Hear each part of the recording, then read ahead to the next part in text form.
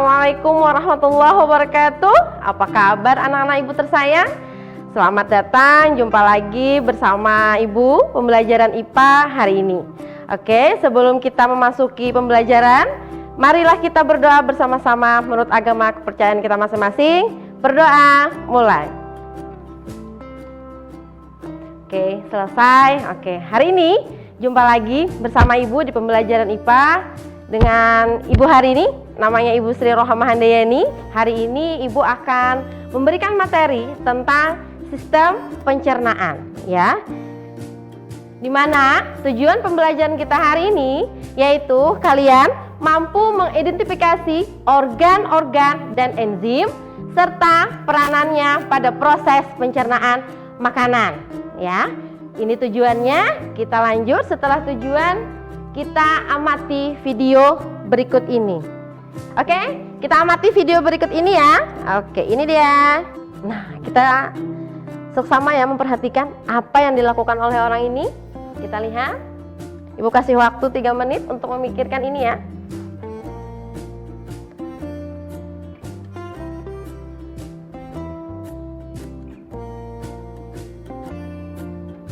Oke.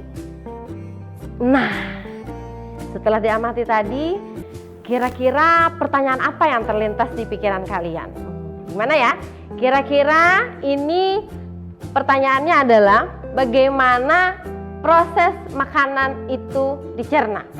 Bagaimana kira-kira dengan orang yang seperti ini makan yang banyak? Bagaimana sampai dia membentuk molekul yang lebih kecil? Jadi bagaimana makanan ini kita cerna? Kita simak penjelasan ibu hari ini, di mana materi yang tadi adalah tentang sistem pencernaan makanan, ya. Di mana, ya, ini, di mana sistem pencernaan itu adalah sistem yang membantu dalam mencerna makanan yang dikonsumsi sehingga mudah dicerna oleh tubuh, yang berguna untuk menghasilkan energi bagi seluruh anggota tubuh. Jadi proses orang tadi untuk memakan makanannya tadi sampai dengan proses sederhana, yaitu otomatis melalui urutan-urutan pencernaan makanan, yaitu biasa kita sebut dengan organ. Jadi organ-organ pencernaan makanan, ya. Jadi di dalam sistem pencernaan tadi adalah sistem yang membantu dalam mencerna. Otomatis sistem yang membantu dalam mencerna itu ada yang namanya organ dan enzim, ya. Habis ini kita lanjutkan penjelasan tentang organ dan enzim yang membantu dalam proses pencernaan makanan. Kita kembali lagi ya.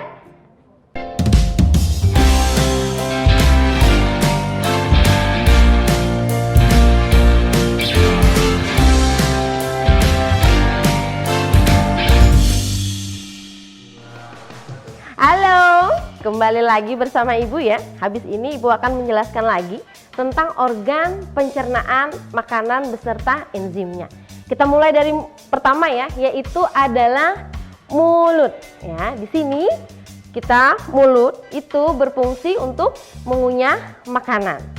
Akan tetapi mulut itu tidak bisa bekerja sendiri. Otomatis ada peran pembantu di dalam mulut itu sendiri.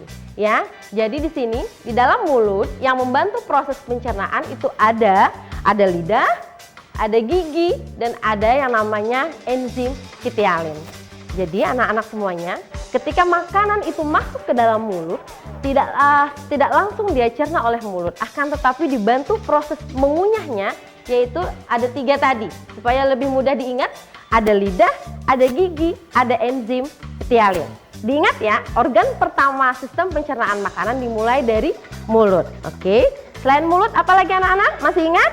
Yang kedua adalah kerongkongan. Di sini ada gambar dari mulut masuk makanannya, kemudian langsung ke kerongkongan.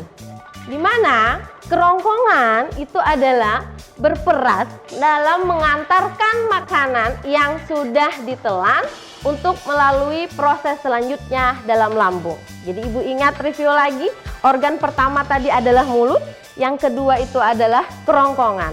Sama seperti mulut, kerongkongan juga dia melakukan gerakan kerongkongan untuk berkontraksi sebagai fungsi untuk mendorong makanan ke lambung yang biasanya kita sebut dengan gerak peristaltik.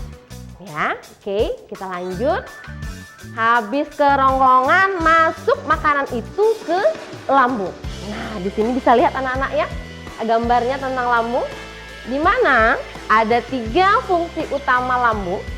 Yang pertama adalah tempat menyimpan makanan sementara. Kemudian yang kedua adalah sebagai memecah dan mengaduk makanan. Yang ketiga ada mencerna dan menghancurkan makanan.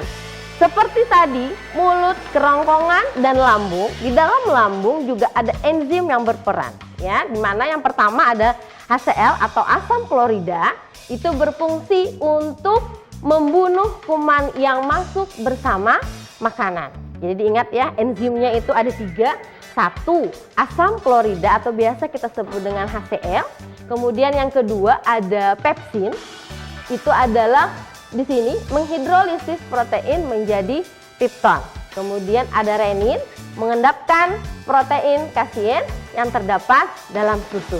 Jadi ingat anak-anak, di lambung itu ada 3 enzimnya. Yang pertama adalah HCl atau asam klorida, yang kedua itu adalah pepsin, yang ketiga adalah renin. Oke, kita lanjut lagi. Setelah lambung, ada yang masih ingat kira-kira itu adalah usus halus. Nah, di sini di mana usus halus itu ada bagian-bagian yang lain. Yang pertama ada duodenum, ada jejunum, dan ileum. Kalian lihat bukunya ya, apa itu duodenum, apa itu jejunum, dan ileum. Sini Ibu menjelaskan secara singkatnya saja. Di mana fungsi yang utama itu yang tadi seperti dijelaskan duodenum, yang biasa kita sebut adalah usus 12 jari.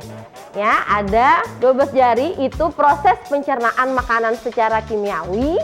Kemudian habis dari duodenum, dia lanjut ke jejunum, dan terakhirnya adalah ileum, di mana fungsi akhir dari ileum itu sendiri menyelesaikan proses pencernaan atau penyerapan nutrisi untuk dijadikan daur ulang lagi. Ya, itu tadi habis usus halus. Kira-kira apa lagi ya? Habis usus halus otomatis adalah usus besar.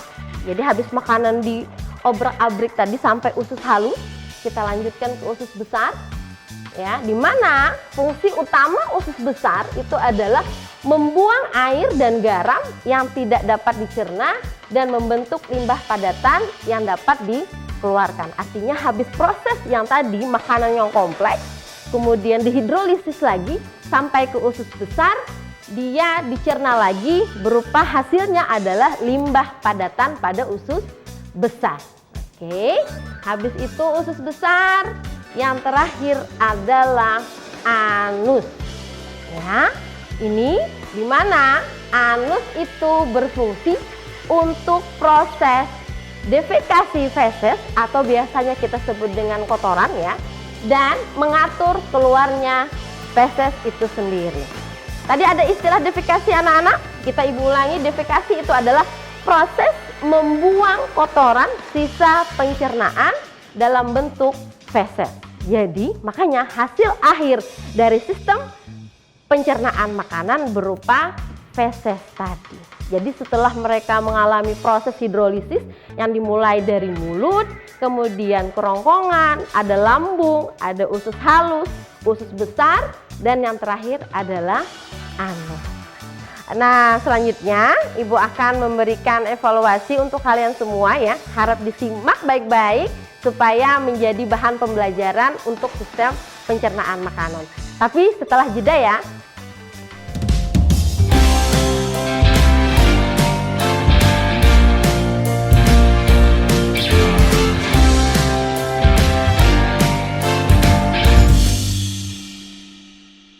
Oke, jumpa lagi bersama Ibu. Ini dia ya.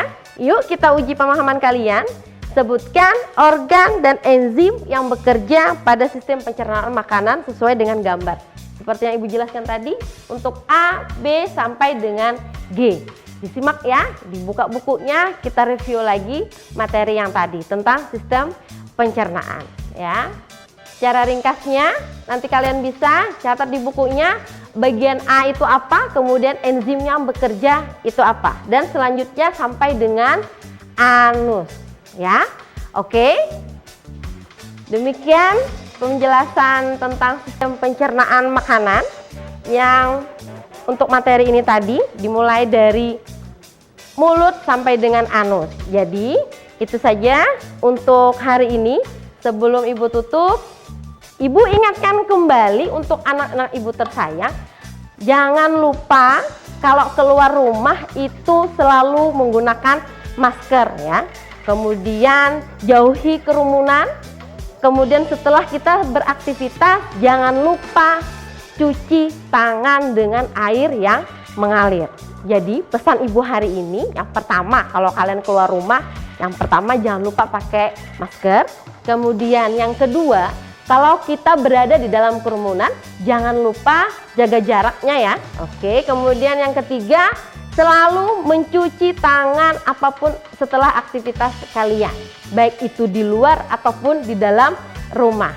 Dan yang terakhir, Ibu ingatkan sekali lagi, jaga jarak aman untuk kalian semua. Oke, demikian pembelajaran kita hari ini. Terima kasih. Wassalamualaikum warahmatullahi wabarakatuh.